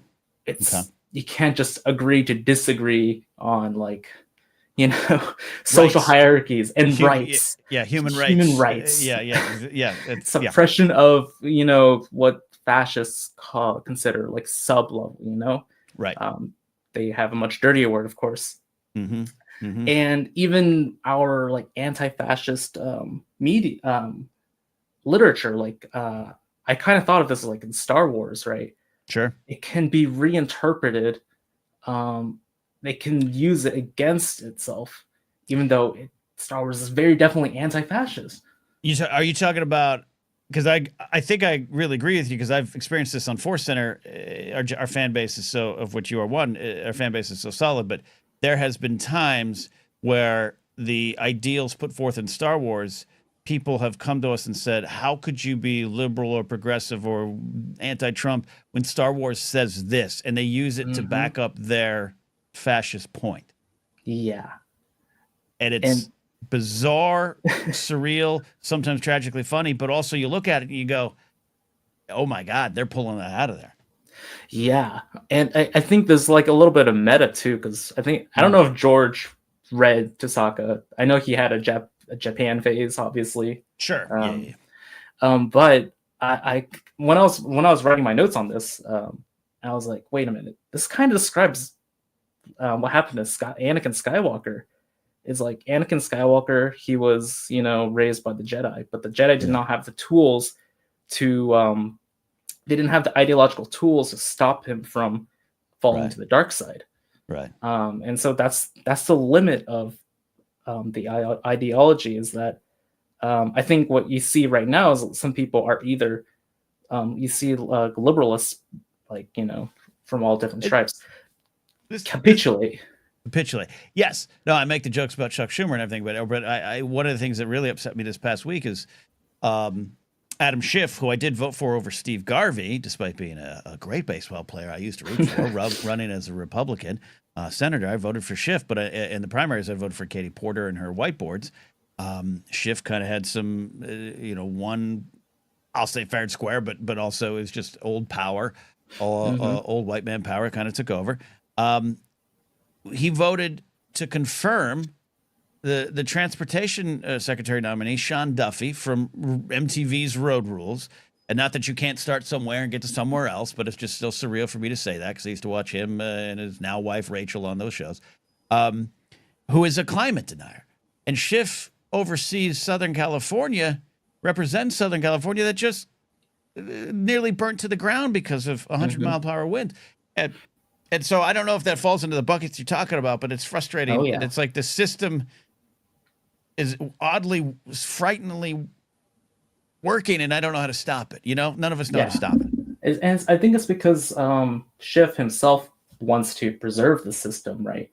But yes, the liberal, like what Chisaka says, like what happened in Japan was that the liberalism, the ideology itself, isn't able to stop fascism without breaking itself. Yeah, Got it. That makes sense. This is fascinating. I love that, Brady. This is a home run call. This is why I love doing the show, because some nights we're going to talk about, do you like putting pickles on hot dogs? Of course you do, but like, do you like putting pickles on peanut butter and jelly? But then we get serious. There are many ways, and I've seen videos on YouTube, I've seen posts and everything of, hey, here's how far and how quick the fall into fascism will go, and how it happens, or the Revenge of the Sith, the thunderous applause stuff. But we always equate it, I'll say correctly, to 1930s Germany. To bring in 1920s and 30s Japan is interesting to me, because I think that it's less explored, and maybe might hit differently with some people who are not as far. Some people I know who are not as far and deep into MAGA. They're voting for him, so I think they're complicit, absolutely complicit. But I sometimes find when you do the comparison to 1930s Germany, and I'll try not to describe the political party so YouTube doesn't get mad at me, walls go up. You saw this. I'm convinced you saw this a little bit with the Elon thing. Whether because people stop at the debate over what he did, what hand signal was it, and then they don't hear the rest, which is a lot of facts that support some of the things that he has supported, quoted, put out there. And so this weird wall goes up around that 1930s Germany. But what we're describing is another way to look at it from the same time period, from a modern era, just over 100 years ago this happened. This isn't ancient history. Fascinating. I appreciate you digging into that. It's going to send me down that rabbit hole, I think. Yeah, and in many ways, Japan is probably closer to our situation than 30s Germany, because Germany and Italy, because they just went through the World War, and Japan was kind of far away from that, and they had a system that was in place for 80 years or so. Also a two-party kind of system. They didn't have like political parties at the time, but something like that.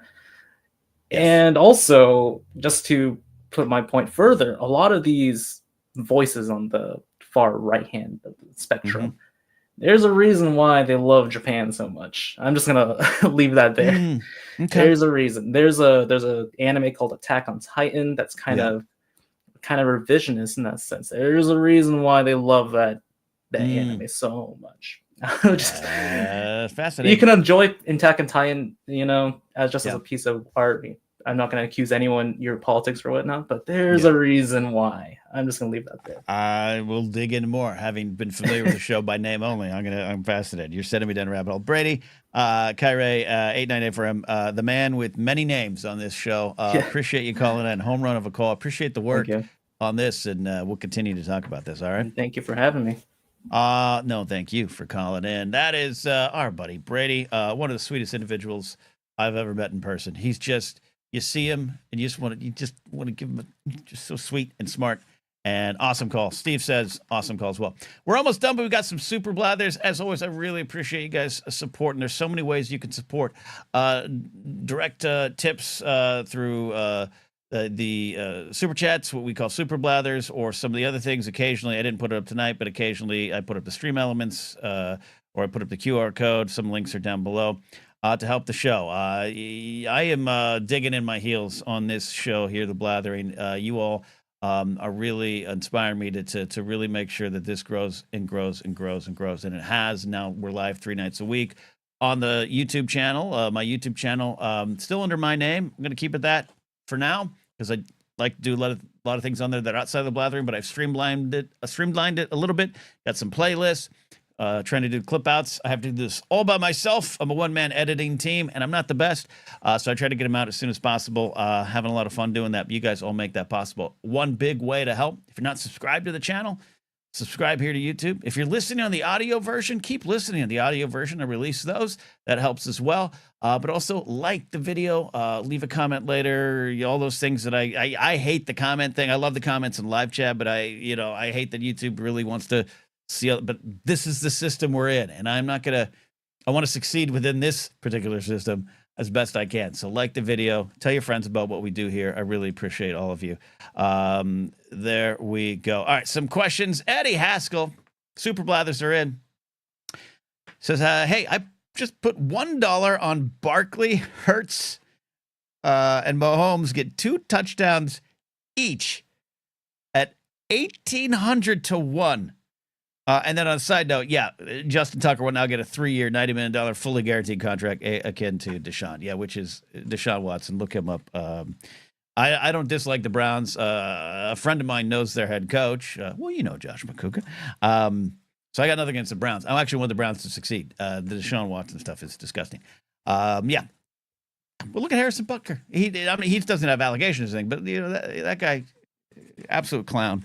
And as heralded, but as a sports fan, it's just a weird part of the existence, the process to exist in it. Haskell, this is great. So Jalen Hurts, Saquon Barkley, and Pat Mahomes, second, are going to get 2 touchdowns each.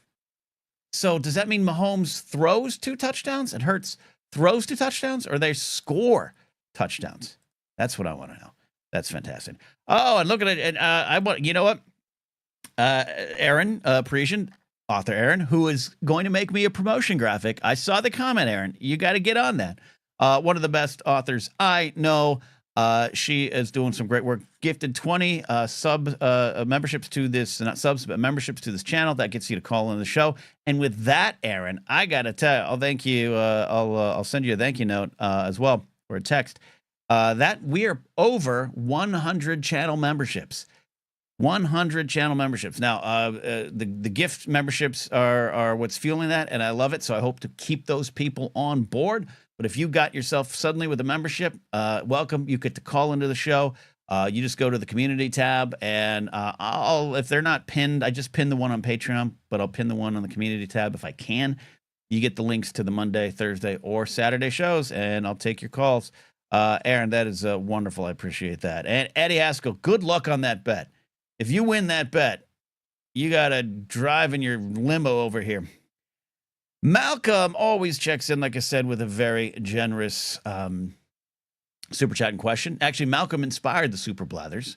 And here we are. Hey, kid, still on the rom-com grind. Any essential rom-coms I should watch for reference? Also, just listened to a Blathering episode where you and Jared talk shit about basketball. Briefly saw red. I don't love basketball.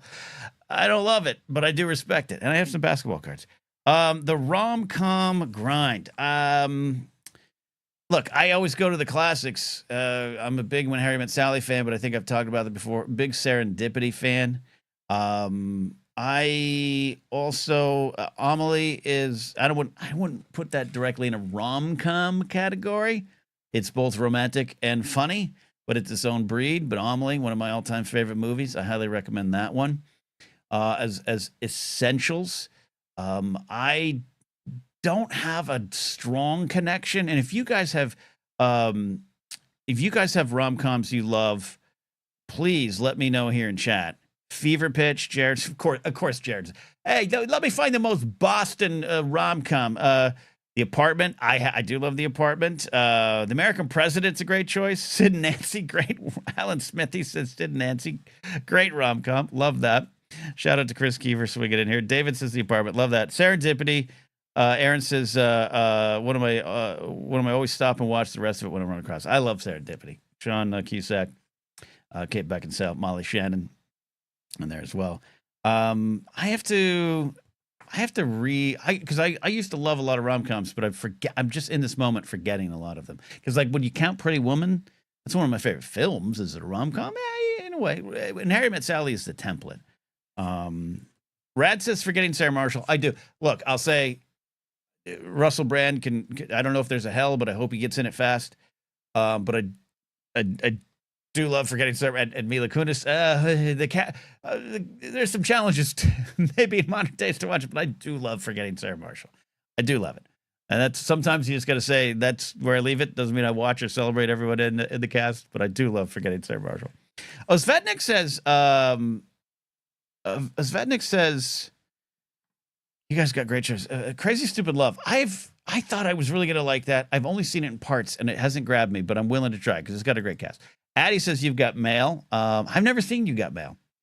I would start to say I don't have a giant connection to like Sleepless in Seattle. I've seen it. It didn't hit me as much as others. I saw it after it was the big thing. I'd rather watch Joe versus Volcano, quite frankly. Oh God, yeah, Eddie. This is we got a question about Wedding Singer. Yeah, counts. 898 Firms is Crazy Rich Asians, or as my mom calls it, Crazy Asian Lady. Yeah, that's a great choice. You Got Mail, Shop Around the Corners. Yep, the remake of that original. Yeah. Eddie Haskell's right though. Roxanne. And that again, see, I don't immediately think of that as a rom-com, but I do think it falls into the 80s, late 80s. It's pre When Harry Met Sally by a year or two. But it is definitely, I think, in that vibe. Of course, a remake of the classic Cyrano de Bergerac story, but absolutely one of my all-time favorite films. That's probably the movie that made me fall in love with Steve Martin, and I loved him on Saturday Night Live and as a host and everything. But that was the movie of like, I'd like to do that. Could I write and be that kind of person on screen? Addie just loves Tom Hanks. I love Tom Hanks too. It's not a Tom Hanks or Meg Ryan thing. I'm a fan of Meg Ryan too. When Harry Met Sally, Inner Space. My first like screen crush was Martin Short. No, was Meg Ryan in Inner Space. I remember being a little kid. Like I think Inner Space came out in '84. You guys haven't seen Inner Space? It's Dennis Quaid. We don't love him, and good thing Meg Ryan eventually. '87. All right, so yeah, okay. I was 11. I saw Inner Space in the theater. So you're 11. Things are starting to happen in your body. You're starting to figure things out about yourself. And Meg Ryan in Inner Space, there's a moment she has this like overbite. She's like talking to probably Dennis Quaid's character, or maybe Martin Short. I can't remember. No, because Dennis Quaid gets shrunk down and is sent into the body of Martin Short. It's an interesting plot. And she does this like overbite. I'm like, I'm 11 in the theater. And I'm just like, I don't know what I like that. I don't know what that is. That is making, that's doing something to me. So I'm a big Meg Ryan fan. Absolute big Meg Ryan fan. Big Tom Hanks fan. I just didn't. Sleepless in Seattle didn't grab me. Splash, Hitch, didn't see Hitch. Inner Space is like fantastic for Hitch. Great stuff. Great stuff. Keep the rom-coms coming here. Alan Smith, she briefly falls for Martin Short. As all of us should. Final question of the night. Cameron Stewart asks, here's one for those a-hole non-tippers on the DoorDash. Wish you the best. Your blathers and force it to get me through work in rough evens. Not a question, but a comment from Cameron. I really appreciate that. For what he's, Ken Plum says Plane, Trains, and Automobile. Rom-com, yeah. Yeah. The Jay and Silent Bob Strikes Back. Yeah. Jay and Silent Bob are in love. I think rom-com, especially in the late 80s, and there's many before When Harry Met Sally, to be clear, in '89, but that becomes the template going forward. And I think everything that goes forward, as always, as natural, it's going to water down a bit. And it becomes, and by the late 90s, early 2000s, we got a rom-com kind of boom that's not always the best. The booms aren't the best, but I enjoy that era. Chasing Amy, maybe. The Proposal. Romancing the Stone. Sweet Home Alabama. That counts. I love that.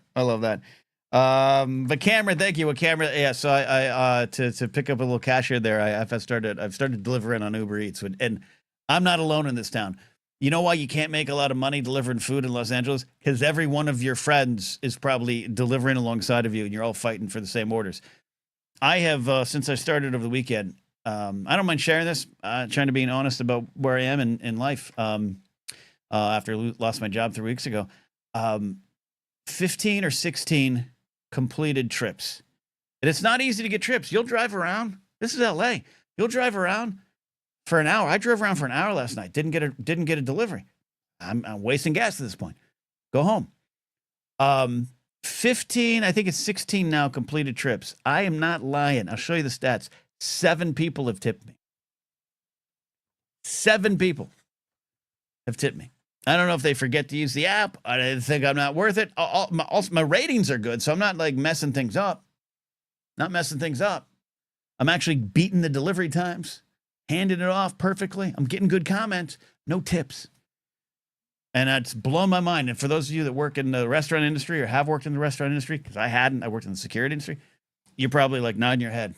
And it hurts because here in America, and again, you know, during my trip to London in 2023, the no tipping was the conversation point a lot of like, hey, we have a living wage here. No tips. We don't. We don't. And if you have an option to tip, I understand maybe if you can't, but like if you're ordering $40 worth of pasta and I have to crawl up 3-4 buildings to get to your apartment after I get through security and I have to find a guest parking spot and I have to run up there before my car gets towed because I had to park in an electric EVs spot. And I run up to your apartment door and I go, hey, by the way, I corrected your order because the restaurant messed up your order, but I caught it before I left. And I just so you know, that's why it says on the receipt, but here's your order. You go, oh, thanks. In your $5,000 a month apartment with your $42 of pasta and you don't throw me one bone. Again, I don't know if there's a hell, but I know where I'd like some people to go. Anyways, Rich T says, Clueless, you guys are great. The rom-coms. You guys are great with this show. Thursday's the big show. It's the main show. We usually stick around here a little longer, so I'm finally going to sign on out tonight. Saturday, 4 p.m. Pacific, we'll be live again. Don't forget Anytime with Ken and Alden live tomorrow. The title of tomorrow's episode is Spider-Man is Woke, Dipshit. So tune in for that one because we're going to have a lot to say. But Saturday night, the Blathering will be back here. Brandon Hanna will be having some Science of Saturday, and we're going to be talking about the lies of Elon Musk and SpaceX and getting those 2 astronauts back down. Brandon's ready to talk about that. On Tuesday next week, I got a big interview. I had the Dan Larson of Secret Galaxy interview that came out Tuesday.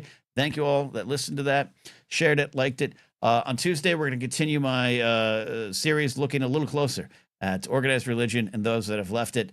And Andy from Genders, Queers, and Buccaneers will be on the show. Andy and I had a great conversation. I really think what they have to say is important, valuable, and worth hearing. So that's coming out on Tuesday. It's what we do around these parts. Thanks for all the comments. Thanks for hanging out. Thanks for doing all the things. See you next time here in the Blathering.